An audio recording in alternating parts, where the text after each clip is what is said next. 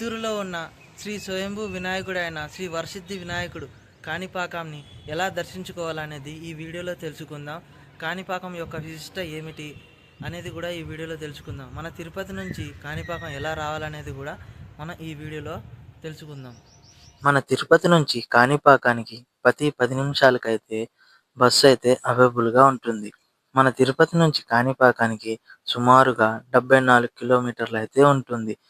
శ్రీ కాణిపాకానికి చేరుకోవడానికి మనకి 2-3 గంటలైతే పడుతుంది. శ్రీ కాణిపాక క్షేత్రాన్ని హరహర క్షేత్రం అని పిలుస్తారు. ఇక్కడ ఒకే ప్రాంతంలో శైవ దేవాలయాలు, వినాయకుడు, మణికంఠేశ్వర ఆలయం, వైష్ణవ దేవాలయం, వరదరాజస్వామి ఆలయం, ఆంజనేయ స్వామి ఆలయాలు అయితే ఉంటాయి. అందుకే దీన్ని హరహర క్షేత్రం అని పిలువబడుతుంది.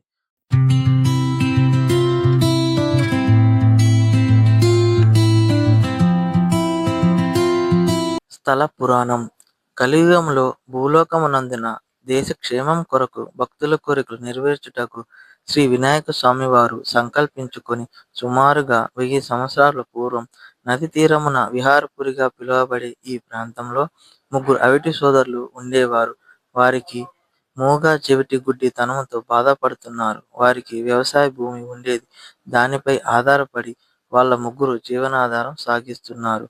ఆ ప్రాంత ప్రజలు కరువుతో, ఆకలి బాధలతో బాధపడుతున్నారు.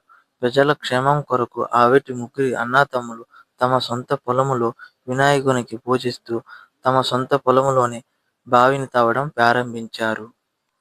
అప్పుడు ఆ ప్రాంత ప్రజలు శ్రీ మహాగణపతి అనుగ్రహం ఇస్తూ కైలాసం నుంచి దిగివచ్చి ఆ బావిలో రాతి రూపంలో అనుగ్రహించాడు.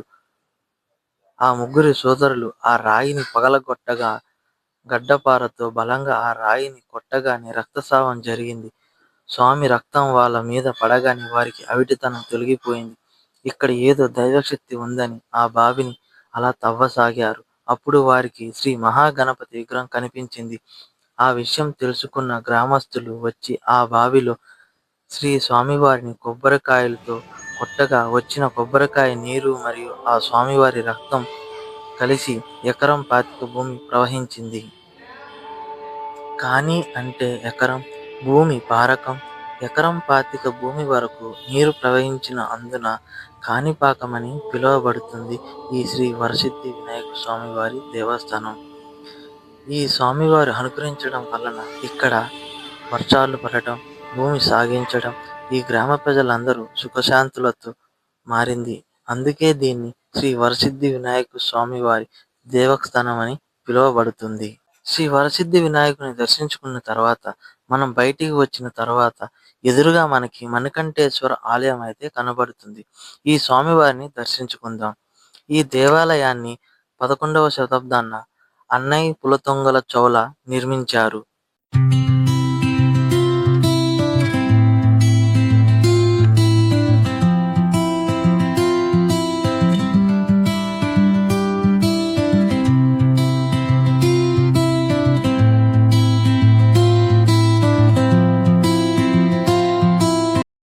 శ్రీ మణికంఠేశ్వర ఆలయాన్ని దర్శించుకున్న తర్వాత ఈ టెంపుల్ ఆపోజిట్లోనే వరదరాజుల టెంపుల్ అయితే ఉంది.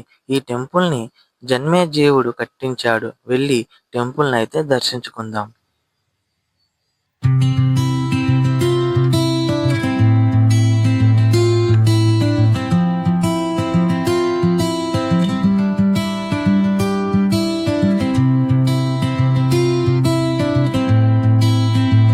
టెంపుల్స్ అన్ని దర్శించుకున్న తర్వాత మనకైతే అన్నదాన క్షేత్రం అయితే కనబడుతుంది. ఈ అన్నదాన క్షేత్రంలో అన్నదాన ప్రసాదం తిని మనమైతే టెంపుల్ బయటికి అయితే వచ్చేద్దాం.